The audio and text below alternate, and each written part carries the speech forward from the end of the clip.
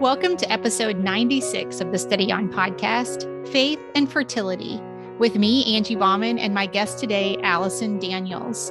Allison is a business owner, a Bible teacher, and worship leader. And she is also, like many of us, the carrier of a hard story. Raised first in a home with a violent alcoholic, then moved to the home of a stepfather who sexually abused her, Allison learned the reality of evil at a very early age. And when the little girl Allison began growing into a woman, she faced a diagnosis of endometriosis, which so far has meant Allison is unable to have a baby.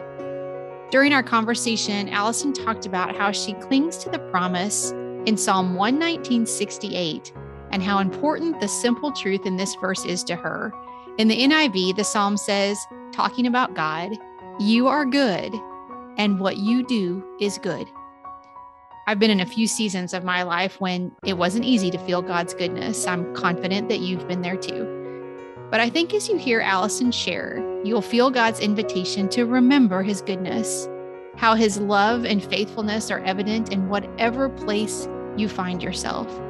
Our circumstances are not always good, but God is always good. And what he is doing is always good. On that, we can stand firm. Let's listen in. Welcome to this Steady On podcast episode. I'm Angie Bauman, and with me today is Allison Daniels. Allison, thank you so much, and welcome to the Steady On community. Thank you. Thank you for having me.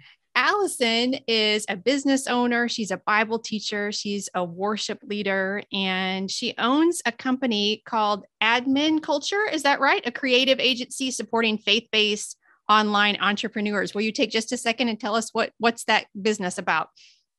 So basically, it's a virtual assistant type business where I work specifically with Christian entrepreneurs, Christian ministries, kind of helping them manage the online aspect of their work. Oh my goodness, as a one-woman show, like already I'm like, oh gosh, how desperately that is needed, because sometimes the admin skills can really be, or tasks, I guess I should say, can really be overwhelming. So what a gift you are, I know, to other people. Yeah. Yeah, it's fun. I love it. And you've also founded something called Thunder in the City, right? Will you tell us a little bit about what that is?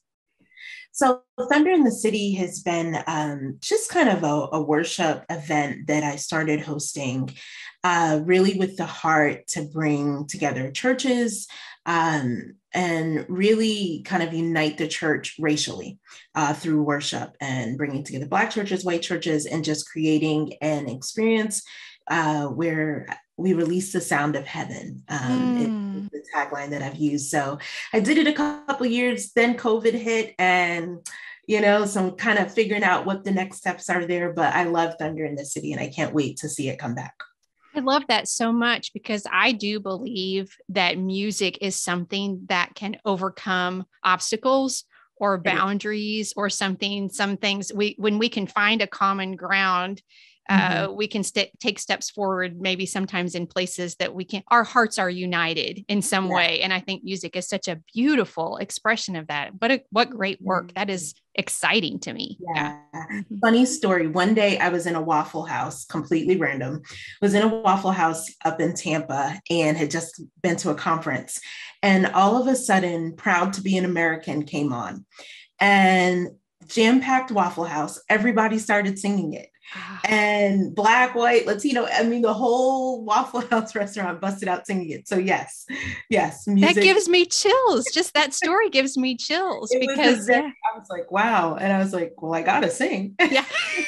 There's something to this, whether you like the song or not, right? Exactly. Like, I want to be a part of this, and I want to express this thing that's happening inside me. I love that. Yeah. We're going to talk a little bit today about your journey with infertility and some of how that's been challenging for you and some of the ways that it has strengthened your faith. And I know this is a very vulnerable conversation, so I just thank you in advance for allowing us to relate to you by sharing pieces of your story that I think will resonate with so many of the listeners today. But to talk about having a strong faith through a difficult season or journey, something like infertility, I think maybe we start with what threatens our faith. And so, because if nothing threatens our faith, why do we need it to be strong? Right. Because things are always going to come in. Right. And try to shake us. And so would you share with us just some of your journey, and where are some places that you have found it challenging to walk in faith? Mm-hmm. Gosh, well, my journey starts really back in childhood. You talked about being a trauma survivor, and lots of trauma in childhood. My parents were divorced, or are divorced, I should say. My father was an alcoholic. He was physically abusive to my mother. And so they got divorced very early on, probably by the time I was about 3 or 4. And it was a very significant experience because he actually set our home on fire while we were in it. Yeah. And so I can remember that experience of, I have an older brother who's about a year older, of, the neighbors, coming and getting us, and, seeing the things that were happening. Was my mom going to be okay? And so fast forward, we get a little bit older. They've divorced. My mom's been single for a number of years, and she gets remarried. And probably within maybe about a year, if not even less than a year, of her getting remarried, my stepfather began molesting me. And so now they were married about 3 or 4 years, and I'm walking through that silently. Never told my mom. I didn't tell my mother until I was actually in college. So didn't know any of that. No one knew, I should say, that any of that was going on. And add another layer to it, and now here I am, an 8 turning 9-year-old girl, and puberty starts very early. And by the time I'm in high school, I'm just having severe pain. And, every month with this, and this just doesn't feel like what it should normally be. Yeah, I don't know what normal is, but this seems it wasn't to be that, right? It wasn't that. Yeah. And so, my doctor, even, he's like, oh, okay, we'll look. He's like, I see a few cysts, and he's like, but I don't think there's anything really seriously wrong. Well, come to find out, I had endometriosis. And I will never forget going to his office after that surgery, 15 years old, and he apologized to me. Because he said, I knew that you had cysts, and I figured maybe they're causing her some pain. He said, but I didn't take you seriously. And so that kind of began my journey of dealing with endometriosis, cycles of pain, multiple surgeries. And so over the years, it has been, as of last May, as I had shared, was my 6th procedure. And so it has been a journey of, to answer your question, where is God in all of this? Yes. Right? Because so as an 8, 9-year-old girl, having gone through all that, being molested, puberty sets in, somewhere in there, the seeds of faith got planted. And so at about 12 years old, I accepted the Lord, and that was it. I was locked into Jesus. I was sold out. I had made my decision, and there was no turning back. But there was this thing there still that was it my thorn in the flesh for all these years. And so that has been kind of the war of the mind, is what does it look like to serve God faithfully and to follow him and to honor him? But then there's this thing where he hasn't healed me. How do I balance what the doctor is saying and the promise of God? I didn't get married till I was 39. I got married at 36. So I got married later, they call it. That's not late to me, but I didn't get married at 22. So all those years I've been waiting to see what the Lord is going to do. And so it has been a process of learning the goodness of God, and learning to wait, learning to trust him in the wait, sometimes failing very big in the waiting, but always picking back up and learning more about the character of God and learning more about his heart. And really, I would say, even in more recent years, learning who God is as a father, having to relearn that pattern of who he is as a father, because it's been twisted naturally. It's been very broken and very distorted. And though while I loved God and accepted him at an early age, those experiences distorted my view of him, where I kind of adopted the belief, I would say, that, well, I had to go through this, or, this is just what I get, in terms of endometriosis, because that was the same thing about fatherhood. Well, this is just the card that got dealt to me. And that's not really yes, it is the card that got dealt to me, but it's still not the perfect will of God. It's still not the best reflection of his character and his nature. So it's been kind of relearning, some of those things, and learning how to keep my mind disciplined and not allowing my mind to go to some of the really dark places that it could, and learning to stay focused in who God is and what he said in his word. Thank you for sharing that, first of all. And I just love your directness around it. And I want to ask you, I want to camp right there for just a second, because how do we do that? I think, I love what you say. Like it's a mind shift, right? It's a war of the mind, you said. And so then what are some ways that Allison has found, given that this is your story, given that this is your struggle, given these are your doubts, how do you shift your mind? What is that like when the doubts, you said there are places that you have failed big, right? And so you have this experience of when you believe in God's promises and when you believe or cling to something else. I think I'll say it that way, right? And so what shifts that for you? Well, I think there's a few things. So for me, one has been learning to shift my own language. So I actually don't even use the term infertility. I'll say my fertility journey or my fertility process or story.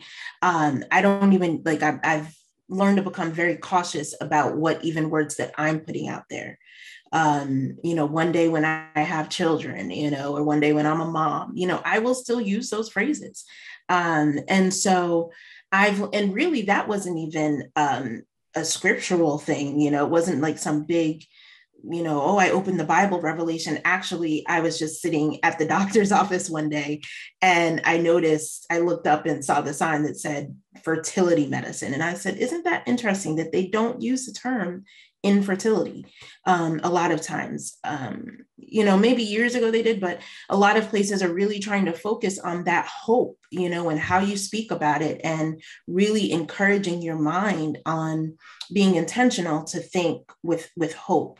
So that's one part I would say is, what are you saying? What are you speaking about your situation? What are you declaring about it? But then the other big piece for me has been learning to stay in the word.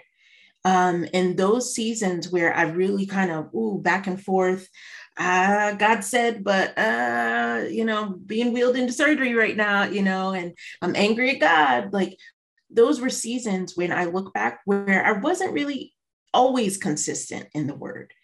And when you're dealing with something this strong and this significant, this can't be a once a week, I kind of open. No, this might have to be a morning, noon, night. I'm listening to something on YouTube. I've got something on Audible.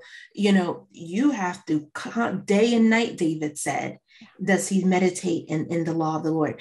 And so this has to be a constant digestion and a constant regurgitation, because the enemy seeks whom he wants to devour. Yes. And he is going to take any single opportunity he can to plant a seed, to plant a thought that it will never happen. I went through that season where, it was weddings every summer and spring, wedding. Last year, I'll be honest, not this Christmas, but last Christmas was a hard one. And I didn't even expect that. But Christmas Day opened up my newsfeed, and honest to God, it was like, what water have y'all been drinking in COVID? Everyone is pregnant. Everybody was pregnant. And I messaged my cousin. Hard. Mm-hmm. It was hard. So hard. And I messaged my cousin and I said, I got to be honest, today's a little bit hard. And she automatically knew. And, and so I had to take a moment before going over to my in-laws with our nieces who are cute and cuddly and all that. And just, okay, be it unto me according to your word. The Song of Mary, and pause and get my emotions together. That is something that has been huge, is learning to guard and to watch my emotions, not allowing myself to go down that train of thought. Well, oh, it's Christmas Day and everybody's having a baby and we don't have a baby. And you know what? Maybe I shouldn't just go to my in-laws and I'll just stay home and stay in bed because it's Christmas and, COVID's, and I just, don't detach from the world and from relationships and from connections and from people is the other thing. But constantly digesting that word. And even if it feels like it's the same word over and over and over again, keep doing it. Yeah. I say often that my short-term memory with God's promises is so bad. And I appreciate you saying that, that I do. I need it. Like I need air some days, depending on, kind of how the day is going, what showed up in my newsfeed, whatever, those kind of things that can trigger us. And how do we recognize that? And as you said, for me, instead of, especially when I was a younger mother, I would take that out on my family. I would overreact to something. I would, like you're saying, like withdraw from people or something. And to be able to recognize that and say, no, what I need is a quick reminder of what is true, instead of this, that I'm believing that I'm not deserving, or no one has it as bad as me, or some of the things that we can do. God doesn't really love me like he loves them, or I would have what they have, that thing that we do sometimes. And so I appreciate your honesty around that. I think that's really, really helpful. One of the things that you have said, I know that helps you a lot, is to be able to see God accurately based on his word. So I'm wondering if you would, what are some of the things that you go to about sort of like the accurateness of God, if you will, like some things that are comforting to you? Who is God to you when you practice that pause in order to shift that mindset? He's good. Psalm 119:68. You are good and do good. You are good and do good. Do good. Yeah. And then I think it says, teach me your ways, or teach me your statutes. Yeah. And that verse was the one that, when I hit the low, when I hit the lowest of the low, found that verse. Someone encouraged me to read Psalm 119. And that verse has been my anchor for the last decade. Wow. Yeah. You are good and do good. And what do you see?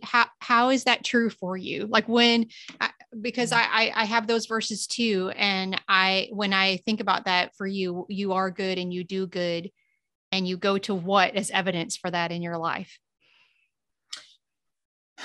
I go to the fact that I've had 6 surgeries, no complications. I go to the fact that I'm married. I forgot to put my wedding ring on, but we believe you. It's legit. I go to the fact that I am married, someone who I, as a teenager, I never had any interest in being married. I go to moments like this, that's what we were talking about before starting, about last year, had surgery, went through COVID a couple months later. And I swore I was not having another surgery again. So when I'm in pain and, things are starting up and I'm like, God, what's going on? And it's clearly inevitable at this point. And I remember sitting on the bathroom floor sobbing and said, God, you have to get the glory out of this. And so it is, for me, and now here we are in this moment where I get to share some of that and to encourage someone. So for me, that is where I see the goodness of God, Yeah. In his provision. In COVID, we haven't missed a beat in our home. My husband, it's better for us because now he works from home, so he doesn't have a long commute. I've been able to pull on new clients, things like that. Even if we haven't gotten everything that we've wanted, he's still good. Yeah. But even if you take all of that away, and I feel like that's sometimes what we forget, take all the stuff away, his nature, and he just is good. And that's what I've kind of walked along this journey. And it's helped me to see that baby or no baby, he's good. Endometriosis or not, fibroids, he's still good. And so it has taught me how to worship him, not based on circumstance, but because of who he is. That's so important. That's such a core faith response, that I believe in your goodness, and that is not shakable in me. I may not understand this. I may not like this. I may want this, whatever this is for us, to be different or to go differently. But the fact that you are good, and you are good to me, and you are for me always, even when it doesn't seem that way, right?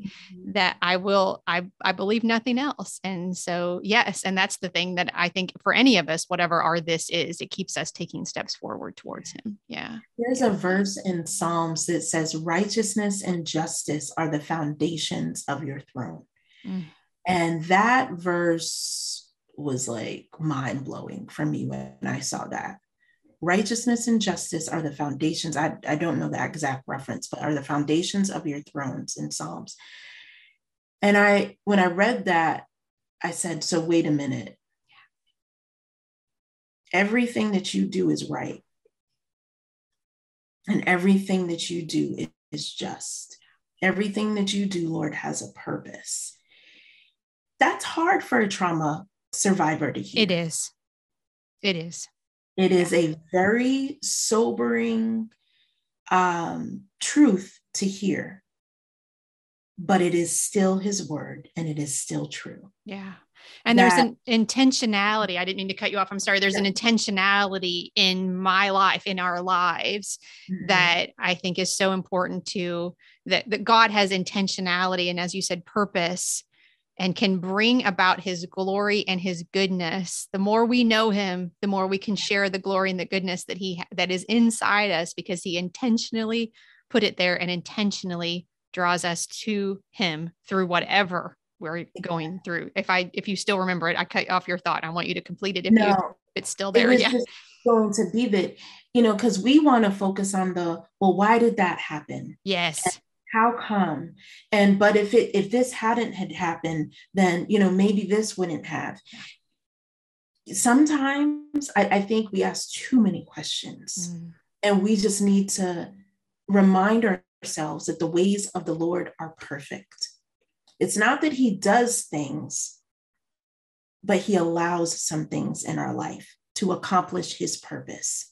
And so it is a different question to say, well, why didn't, and how come, and if this had never, versus, God, how are you going to use this story? Show me where you are in this. Show me where you are in this, and how are you going to use this to make your name famous in the earth, to become real to someone else, and to present our stories and to present our history and lay them at the feet of Jesus and say, this is what happened. We don't run from it, right? We don't have to hide from our history. That's why you said I'm direct. It is what it is. I can't change any of that. But I lay it at the feet of Jesus, and I present it, and I say, here it is, and here I am. Use it. Yeah, that's beautiful. In there, people will see the nature and the character of God and who he is. And that's when he gets the glory. And so I posted just yesterday on my page, and I said, it is just now that I can kind of look back at my life and begin to say it was all worth it. Doesn't mean it was good. Doesn't mean it didn't hurt. Does not mean that there were not nights that I did not sob myself to sleep. Doesn't mean that there aren't still moments that I'm like, oh God, I'm turning 40 this year. Doesn't mean that doesn't happen. Yeah. But it means that, God, I rejoice in this moment, especially because this is really probably one of the first public times I've even really shared a lot about my fertility story. Wow. And so, God, you're using it. Yeah. Yeah. So we are grateful. We are grateful. All of that, it was worth it. Yeah. Yeah. Because we see him in you and we see him in your story. And when we can see him in your story, we have the opportunity to believe at a greater level that he is also in our story. And so we appreciate you and the gift of your story. Let me ask this question. You work with some other ladies, I think, in a fertility journey, or some other couples. You've done some of that, right? What are some of the lies that you think that are maybe common with other people that you've experienced, or that you've noticed other people experience as they've traveled this fertility journey, this kind of journey? I think the biggest lie is that I have seen is that I'm only valid when I become a mom. Wow, that's big. You know, that everything is predicated on this moment of becoming pregnant and having a baby. And what I find is that, and so many times women are sitting on their gifts and are sitting on their talents because their whole life is being built around, but when I become a mom, when I have a baby. Whereas, okay, maybe that's not the time right now for whatever reason. You still have an assignment. You still have a purpose that is to be cultivated and to be developed, and a work that the Lord has put your hands is, calling you to put your hands to. And so I think that is something that women who are walking along this journey have to remember. Don't just get stuck in the dream and the promise of wanting a baby. Not saying you should let go of it, not saying you should negate it, anything of that nature, but don't also miss the opportunity to serve and to be used of the Lord in another capacity in this moment. Yes. Yeah. He is in the waiting. He is in the waiting. Mm-hmm. Yeah. Absolutely. Yeah. You've mentioned several scriptures that have been really important to you. And I just want to give you an opportunity. Are there any others, characters, scriptures, passages, anything like that are things that have been sources of strength for you or encouragement for you as you've walked this? Well, definitely the woman with the issue of blood. Yeah. Because I went through, there was a period at one point, some years, a time period, some years ago, where I was dealing with, severe bleeding, and it was just extensive. It just wasn't stopping from fibroids and things. And so that one has been, that one was a huge source of encouragement. And when I shared with a friend what was going on physically, she said to me, oh my God, she said, no wonder you love that story. I said, oh yeah. She came to him after all, looking for answers everywhere else. And her faith made her whole. Yeah.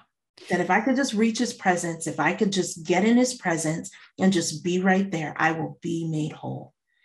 And I love Jesus's response. Who touched me? Yeah. Asking her, right, when he knew. When he knew, but it's such, I feel like I want to actually just do like a Bible study teaching. You go ahead. I have it, but I just, because I just want to sit with that. It's just that intimate exchange of her just drawing, closer and closer. And then who touched me? Who drew from my presence, who pulled from my love, who pulled from my peace, who just pulled healing from me. Cause that just, it's such a beautiful exchange. So that one, Hebrews, I think it's 10:23, he who promised is faithful. Yeah, that goes with the first thing that you said about God being good, I think, which is so important to hang on to. And faithful is such an important thing to hang on to, because God doesn't change. He doesn't break his promises. He doesn't forget his promises. They may not be the way that we expected them. We may be seeking them and we're not finding them because they're not showing up the way we hoped or envisioned, but That's it. he is faithful and he is doing the things that he says that he is doing always. And that's such a source of strength for me as well. Yeah. Even if we can't see it, right? Yeah, right. The song says, even when I don't see it, you're working. Yes, I love that. Never stop. You never stop working. That's on this scripture, Yeah. but it's a song. I love it. Scripture, Romans 8, right? God is working all things for the good of those who love God and who are called according to his purpose. Yeah. And I just feel like, and especially in this, my pastor was talking about this on Sunday, especially in this moment, like with COVID raging, and it's like, okay, God, what is going on in the world right now? God is still working. God is still good. He is still on the throne. And we are one small piece of time, of a spectrum of time, and God is thinking eternally. And sometimes we have to remember, that's what I would encourage women along this journey to remember is, as well, you have to think about your story eternally.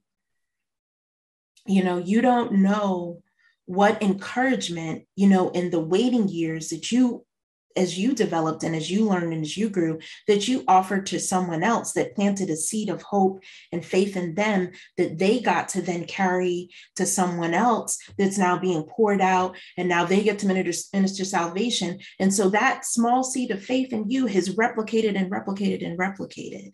And so we have to think about our story with eternity in mind. Yes. Beautiful. Those are beautiful words. So before I let you go, I always ask this question of my guests because I love to share resources.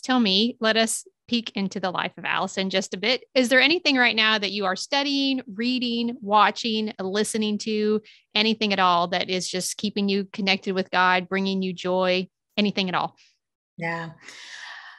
Well, reading wise, I've been doing a slow read through the Gospel of Matthew. So I had started it sometime before Thanksgiving, and just really taking my time with that. And I'll go on to Luke next, because I really just wanted to spend some time over a year looking at, what did Jesus actually say? Yeah. So many people talk for him. We think we know. And he spoke very well for himself, And so I was just like, yeah, I should do this. And so that has been incredibly refreshing to look and see how much Jesus talked about things that we don't even often think about. Jesus talked a lot about healing. We that's a big one that we always, get, but he talked a lot about joy sometimes too. And so that has been kind of my word for the year that I'm opening up and taking into 2020 is, what does it now look like to live in a season of joy? I love that. And to just really thrive, because joy isn't predicated on conditions. It is a state of the heart. It is a state of the mind. And one of the things Jesus said, he said, I've given you these words that your joy might remain, and that your joy might remain full.